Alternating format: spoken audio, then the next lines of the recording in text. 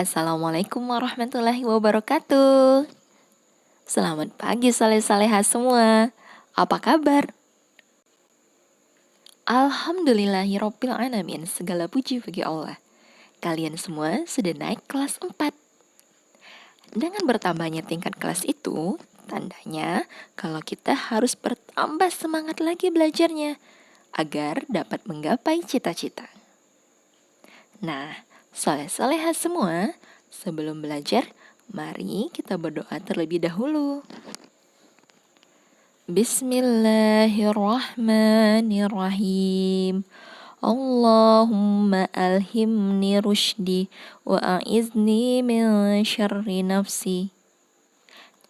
Ya Allah, ilhamkanlah kepadaku kecerdasan dan lindungilah aku dari kejahatan nafsuku.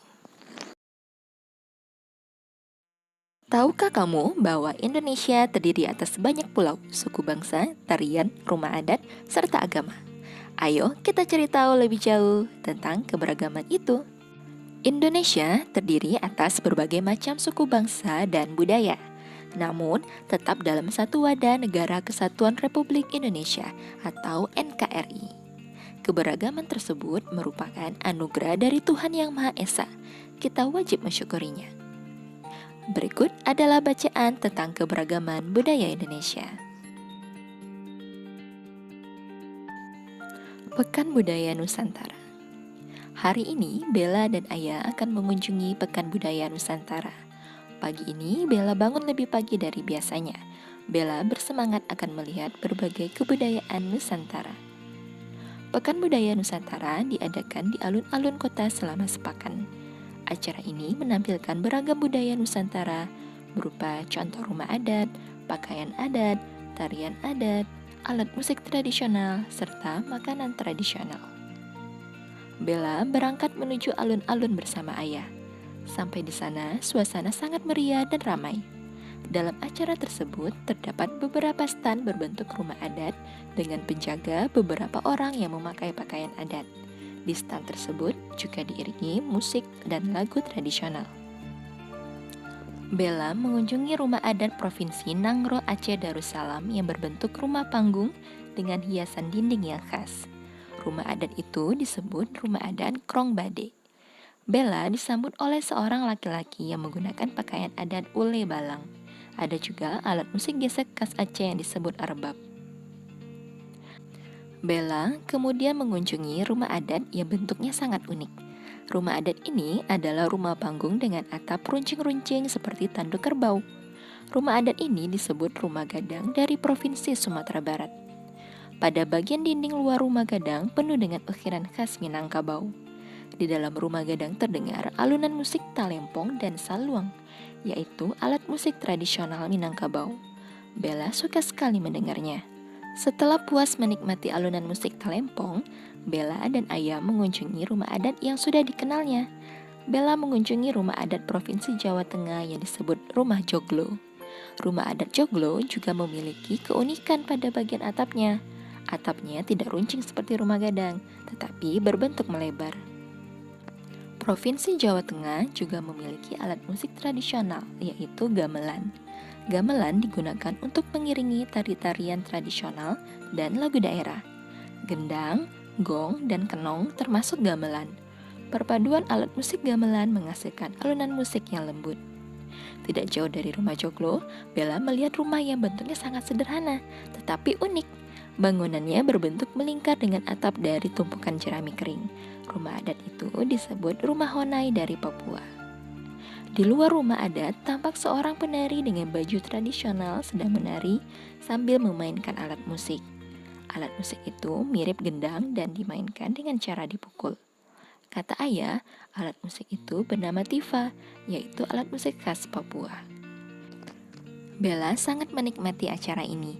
Bella senang dapat melihat langsung keindahan berbagai budaya bangsa. Meskipun sudah melihat rumah adat di acara tersebut, Bella masih ingin kembali lagi besok. Bella masih ingin menyaksikan budaya-budaya Nusantara. Bella bersyukur Indonesia kaya akan budaya. Dalam hati, Bella berjanji akan menjaga budaya bangsa agar tetap lestari. Tulislah nomor urut 1 sampai 10 di sebelah kiri pada setiap paragraf. Lalu jawablah pertanyaan berikut untuk paragraf pertama. Apa yang dibicarakan di paragraf ke-1? Yang dibicarakan pada paragraf ke-1 adalah Bella dan Ayah mengunjungi Pekan Budaya Nusantara. Setiap bacaan biasanya terdiri atas beberapa paragraf. Setiap paragraf memiliki gagasan pokok yang didukung oleh gagasan pendukung. Gagasan pokok adalah ide utama yang dibahas dalam suatu bacaan. Dapat berupa kalimat inti atau berupa pokok paragraf. Gagasan pendukung adalah uraian atau tambahan informasi untuk gagasan pokok. Bacalah paragraf kedua dan temukan gagasan pokok dan gagasan pendukungnya. Kamu bisa berdiskusi dengan orang tuamu. Temukan gagasan pokok dan gagasan pendukung paragraf 3, 4, dan 5. Gagasan pokok paragraf 3. Bella berangkat menuju alun-alun bersama ayah. Gagasan pendukungnya: 1. Suasana alun-alun sangat meriah dan ramai. 2. Stan berbentuk rumah adat di acara tersebut dijaga oleh penjaga berpakaian adat. 3. Stan tersebut diiringi musik dan lagu tradisional. Gagasan pokok paragraf 4. Rumah adat Provinsi Nangro Aceh Darussalam berbentuk rumah panggung dengan hiasan dinding yang khas. Gagasan pendukung: 1. Pakaian adat Aceh disebut ule balang. 2. Alat musik gesek khas Aceh disebut arbab. Gagasan pokok paragraf 5. Bella mengunjungi rumah adat yang unik. Gagasan pendukung: 1. Rumah adat dengan atap runcing seperti tanduk. 2. Rumah gadang berasal dari Provinsi Sumatera Barat. 3. Dinding luar rumah adat penuh dengan ukiran Minangkabau. 4. Talempong dan saluang adalah alat musik tradisional Minangkabau. Tulislah kembali gagasan pokok dan gagasan pendukung paragraf 3, 4, dan 5 di buku tulis. Sampaikan hasilnya kepada gurumu. Selain kaya akan budaya, tarian, dan makanan khas daerah, Indonesia juga kaya akan jenis alat musik. Berikut adalah contoh alat musik yang dimiliki oleh berbagai suku di Indonesia. Cara memainkannya berbeda-beda. Kecapi yang berasal dari Jawa Barat dimainkan dengan cara dipetik.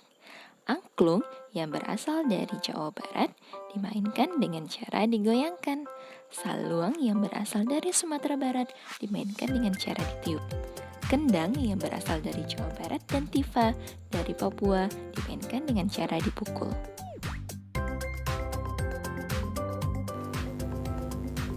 Nah, berikut adalah gambar angklung, gambar saluang, kecapi, kendang, dan tifa. Kamu telah mengetahui berbagai alat musik dan cara memainkannya. Tahukah kamu bahwa di sekitar kita juga banyak sekali benda yang dapat menghasilkan bunyi? Ayo kita pelajari lebih lanjut tentang bunyi. Amati benda-benda yang ada di sekitarmu. Ambillah 5 benda yang kamu anggap sebagai sumber bunyi. Pastikan bahwa benda yang kamu temukan berbeda cara memainkannya. Ditiup, digesek, dipetik, dipukul, atau ditekan. Catatlah hasil pengamatanmu dan istilah tabel di halaman 8. Menurutmu, bagaimana bunyi dapat dihasilkan oleh benda-benda tadi? Bunyi dihasilkan oleh getaran suatu benda. Semakin besar getaran suatu benda tersebut, semakin besar juga bunyi yang dihasilkan.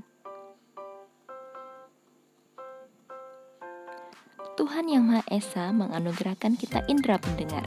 Melalui indera ini, kita dapat mendengar dan menikmati hasil karya seni budaya yang beragam. Ayo kita cari tahu lebih lanjut tentang hal tersebut. Bagaimana cara menghasilkan bunyi yang lebih keras atau lebih pelan? Segala macam bentuk bunyi berasal dari benda yang bergetar. Getaran dari suatu benda akan mengakibatkan udara di sekitarnya bergetar. Getaran tersebut menimbulkan gelombang bunyi di udara. Benda-benda yang bergetar dan menghasilkan bunyi disebut sumber bunyi. Ini dapat merambat melalui benda padat, cair, dan gas. Akan tetapi, bunyi tidak dapat merambat pada ruang hampa. Tinggi rendah atau kuat lemahnya bunyi bergantung pada frekuensi, amplitudo, dan resonansi. Apakah frekuensi, amplitudo, dan resonansi itu? Ayo kita pelajari lebih lanjut. Pernahkah kalian mendengarkan bunyi yang tinggi dan juga bunyi yang rendah? Bunyi yang tinggi contohnya saat kita berteriak. Sedangkan bunyi yang rendah adalah saat kita berbisik-bisik. Tinggi rendahnya bunyi bergantung pada frekuensi bunyi. Frekuensi ini disebut juga kerapatan bunyi. Frekuensi atau kerapatan bunyi adalah banyaknya getaran yang terjadi dalam 1 detik. 1 getaran per detik disimbolkan dengan 1 Hz atau Hz. Ini adalah simbol dari frekuensi. Seekor lalat mengepakkan sayapnya dengan frekuensi 300 Hz. Artinya, sayap lalat melakukan 300 kali getaran per detik. Semakin tinggi bunyi, semakin banyak getaran yang dilakukan. Frekuensinya, bunyi dibedakan menjadi 3, yaitu sebagai berikut. Yang pertama adalah infrasonik. Yang kedua adalah audiosonik. Dan yang ketiga adalah ultrasonik. Bunyi infrasonik memiliki frekuensi kurang dari 20 Hz. Bunyi infrasonik dapat didengar oleh kelelawar, anjing, jangkrik, kuda, dan gajah. Yang kedua adalah bunyi audiosonik. Bunyi audiosonik ini mempunyai frekuensi di antara 20-20.000 Hz. Bunyi ini dapat didengar oleh manusia. Dan yang ketiga adalah bunyi ultrasonik. Bunyi yang mempunyai frekuensi lebih dari 20.000 Hz.